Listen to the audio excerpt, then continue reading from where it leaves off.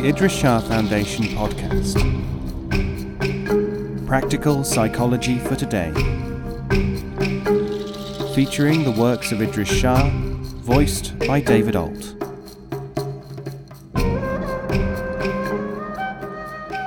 Welcome to the Idries Shah Foundation podcast.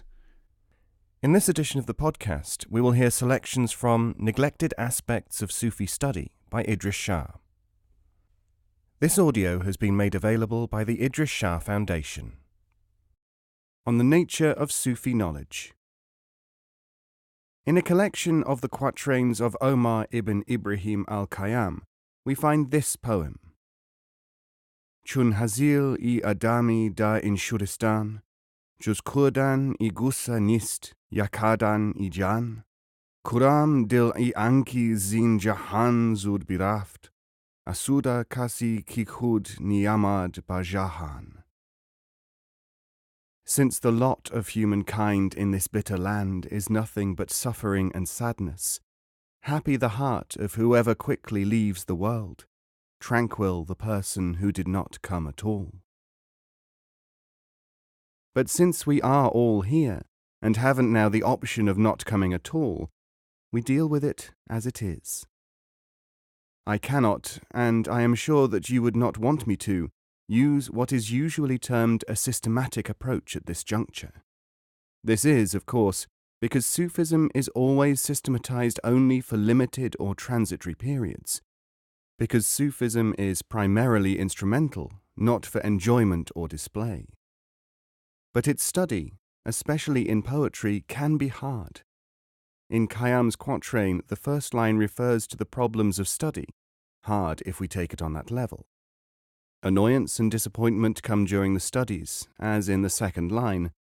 The third line refers to the happiness of rapid or temporary leaving the world, sometimes found in ecstatic experiences, but it is not permanent. The last line speaks of whoever did not come at all, as the state of whoever is not burdened by the considerations which prevent his perception of objectivity, of the untrammeled knowledge of the original, or, in another formulation, of the realized or returned man or woman, returned to the essential state of knowledge or objective truth. So if you have been through certain stages of learning, you can discern, underlying the poetry, the humor and the emotional aspects, the pattern of the stages through which people pass in their Sufi journey or process. Approaching the materials analytically requires the right kind of analysis. Were it otherwise than that Sufi development is experience, you would be able to get all your knowledge from books, as with other subjects of human study where exemplars, demonstrators, practitioners and living teachers are not needed. There would be very little need for live lectures, and people could read papers or hear talks through recordings or the printed word alone. This is not to say that Sufi knowledge does not take advantage of books, though on a lower level. Since we live in a highly literate and literary culture, books and even transmissions of knowledge can be useful, providing only that one knows how to use them. Because, I suppose, of a yearning for personal contact, people have often leapt upon my saying that knowledge comes from a person and not from a book, demanding teachings and refusing books. This has been reinforced through the well-known habit of selective reading by quotations from Rumi, such as in the Divani Shams-i Tabriz, when he says, of the man of God, Mad I Khuda nist faqih az kitab. The man of God is not a scholar from a book. The would-be students wish to transcend books. But ask yourselves, if someone says that books do not contain wisdom, and yet he writes books, books do not contain Sufism, and yet he continues to publish books on Sufism, what is really happening? It really is your duty, and not mine, to ask and to find the answer to that question, if you are interested enough.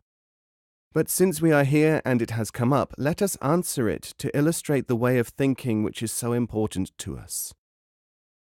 First of all, hear Sheikh Sa'di, where he writes in the second chapter of the Gulistan, the Rose Garden, Batil ast an ki muda ai guyad, kufta ra kufta kai kunad beda, mad bayad ki garad anda gush, va nevisht pand badiwa. Eastwick translates this as, Futile is the objector's scorning, sleepers ope not slumber's eye. Heed then well the words of warning, though on a wall thou them descry. This may sound like poetry, but if we translate it for content, more literally and less rhythmically, we get in English, It is vain what the accuser may say. When can the sleeper awaken the sleeper? Humanity must get it into the ear, even if it is written wisdom on a wall. The two conceptions do not conflict. They do if we are dealing with literal thinkers who imagine that they are studying a form of, say, physics, where everything must always be the same. What they forget constitutes two of the most significant items in Sufi study. 1. Circumstances alter cases. Advice given at one time may not apply at another, or for another person. 2. The poem tells us that certain things must be heard, even if they are written down. The poet does not say, and do you not imagine that he was capable of saying it, what Eastwick imagines. He does not say, tell people things even if they are not listening. Neither does he say, wherever you get this information, it is important. It actually says that whatever form it appears in, it must get into another form when being absorbed. It does not say, for instance, even if you are asleep you must hear it, or even if it is on a wall you must see it. The first two lines are not necessarily intended to explain the second two, unless you are working on the low level which was the height of Eastwick's capacity, or perhaps the height of what he thought his readers could take. The unlocking of the meaning of a poem comes through contemplation, not enjoyment in this kind of instance. And this is not a criticism of enjoyment, merely of incomplete working with the material. So, with written materials, things written down can provoke thought, can increase focus in directions where perceptions can operate on a higher level. It may be written on the wall. It must get into the ear. These are analogies which mean they come in through one perception, they are assimilated by another. They may be presented in more than one way or locution. Much Sufi literature is analogical or provocative. It is intended to cause you to do or feel something.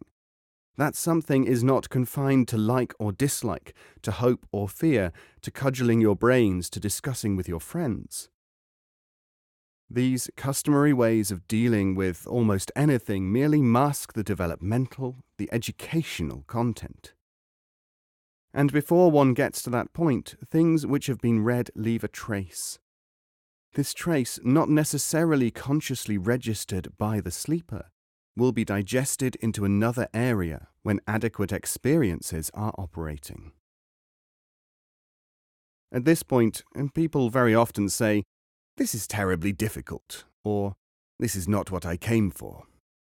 The answer, of course, is that this is the difficulty characteristic of Sufi study, just as the difficulty characteristic of Zen study might be to imagine a clap with one hand, or with certain forms of monastic discipline, to flagellate oneself. Before you think that something is too difficult, ask yourself whether other things are any easier. The nature of Sufi knowledge is that it has an outward shape, constantly reformulated to make it more accessible, and to maintain contact with the culture in which it operates, and it has an inward meaning, which it is the task of the school and the teacher to bring to the student, with both parties exercising maximum effort, maximum relevant effort. Remember, one man's relevance is another man's nonsense. Most people work only on the outside. It is neater, but does it help? In the London Times the other day, it was recorded that a semi-official British organisation, the British Council, a cultural body, has been baffling its pensionaries with instructions printed on their sealed payment envelopes. The notice reads, "Important. If the envelope contains money, check the amount before opening. Claims for shortage will not be considered if the staple or flap have been disturbed." I am all for flaps not being disturbed, but what about people being disturbed by externalist thinking like this? Those of us who are engaged in the matter of Sufism often feel that people trying to approach the subject want, however unwittingly, to divine the contents from the outside, what some call the lowest level. They want the contents without opening the container, want, that is, to understand the subject without entering enough into it. So I must reaffirm, following with apologies for any unfashionability but without any personal reluctance, the admonition of the Sufis for centuries, that Sufism is studied by Sufis and by Sufi methods. Anything short of this is sure to provide a more or less simplified picture, subject to limitations of understanding, unless at the same time the door is kept open for a further range of understanding. The removal, transformation, or outmaneuvering of those misunderstandings about Sufism which are so prevalent today among cultists and even some of the conventionally learned, as they have always been prevalent, this dealing with the underbrush remains one of the most important tasks of the Sufi. You will realize how important when I say that Sufis such as Ibn Arabi, the greatest sheikh, insisted that Sufi knowledge was adequately represented as enabling people to understand the knowledge which they already had by polishing the mirror of their minds. This means that it is as adequately represented in this manner as in the other way of referring to it as the developing faculties. Sufism is experiential. Capacities, even those for learning beyond a certain point, are provoked by Sufis, by one's own efforts and what results from them, and by an element of what is referred to by Sufis as the divine. Sufism is experience, and hence not to be defined, imprisoned in perennial static categories. Sufis never tire of saying this. Because most ordinary thinkers, those accustomed to conventionalized thought, do not study Sufism and also take this contention into account, they generally ignore it. In so doing, of course, they provide the hilarious sight of people who purport to explain Sufism, often to intermesh it with various religious, mystical, or occult systems, sometimes all three, in books, articles, lectures, but do it violence by including in their rendition of Sufism only such arguments and other materials as enable them to work in this way. What has happened here is rather as if a knitter of string shopping bags has unpicked a carpet and taken the hessian, sackcloth, warp, or woof and made a bag out of it. It may be useful in this form for the transportation of groceries and other things, but it should not now be called a carpet, or what a carpet should really look like. You can buy books by such people at almost any bookstore in the Western world these days. Some writers in the East also produce them, and certain publishers in the East publish some of them. All of this leads to much confusion. But there are other people than these. First, there are those, not so few in numbers as some observers imagine, who can and do follow the Sufi thread through materials issuing from authentic Sufi origins and activities. Since such people are not in need of lectures on what Sufism is and is not, we are not talking about them just now. There are others, too, who may or may not have a potentiality to understand things beyond the relatively narrow range now occupied by civilized and cultured man. They often ask, if virtually all Sufism is experience, and if all Sufi experience is in some way at least unique, how can we study, much less understand, such a phenomenon? We do so in exactly the same way as we do other subjects, when we have to introduce a relatively false concept, an approximation, to lead to a truer one. Following the maxim, al-majazu kantarat al-hakika, the apparent is the bridge to the real. As a rough approximation, we can compare the invariable approach to Sufic study with how we start from the known to the unknown in conveying, say, roundness. We say, the full moon is round, so is a penny, so too is a saucer or plate. All these statements are relatively true, though they may all be said to be relatively false. But perhaps roundness is ultimately conveyed, either by this method or by including this method in our attempts to establish it in the mind of the learner.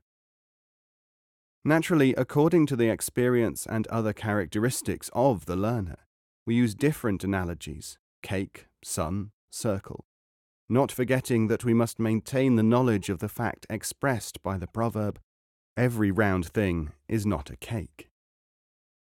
The barriers to Sufi knowledge, at least initially, are mainly mistaken postures on the part of the student.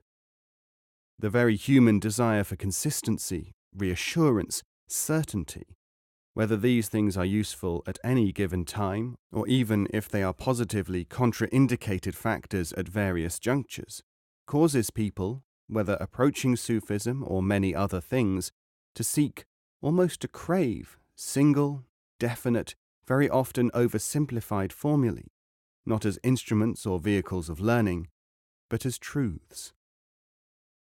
This is the sole reason why temporary teaching formulations, equivalent to cakes are round, are adopted as holy writ or infallible truths. What has happened is that the individual, whose need for mental stabilization may be stronger than his desire for truth, attaches himself to so-called principles not originally intended to be such. Everyone is familiar with examples of this, even if he or she has not yet identified it in operation within our own Sufi interest. In many cases, this tendency leads to a cult, sometimes literally so, sometimes in a concealed way. As soon as we see the operation of this factor, we have to realize that the individual or group manifesting it is blocked, not seeking Sufi knowledge, but equilibrated on a perhaps useful but effectively different activity. An example of this behavior is the worship of the fact. Such and such a thing is true under these circumstances, therefore it must always be true. Truth is truth and indivisible.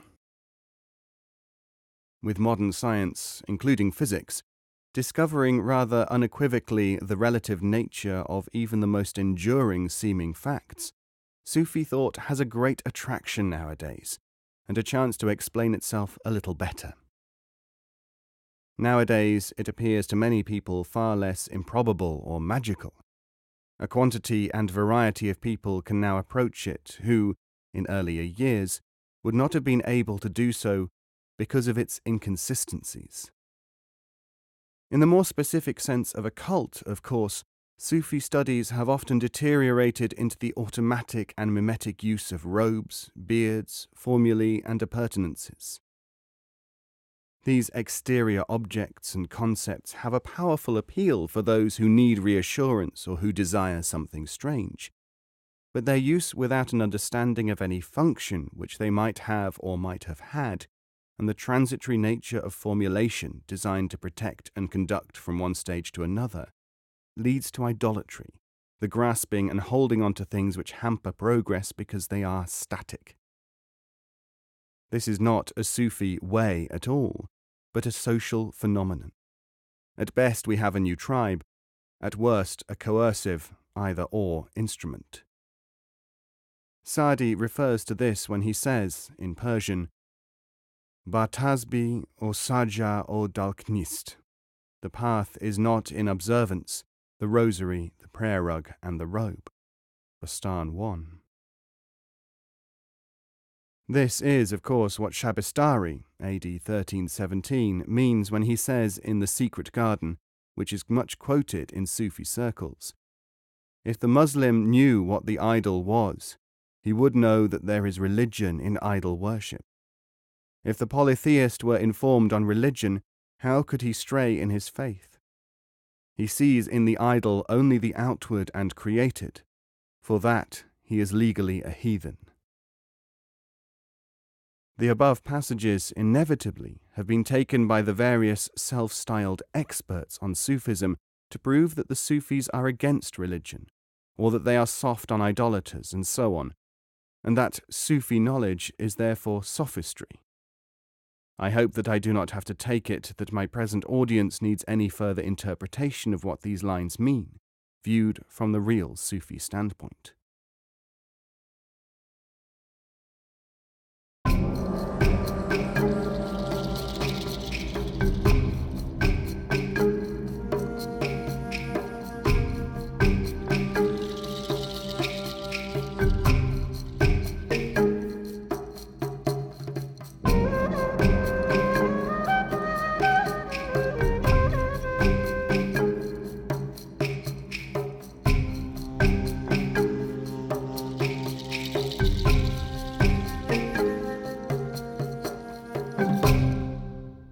This podcast is copyright 2018, the Idries Shah Foundation.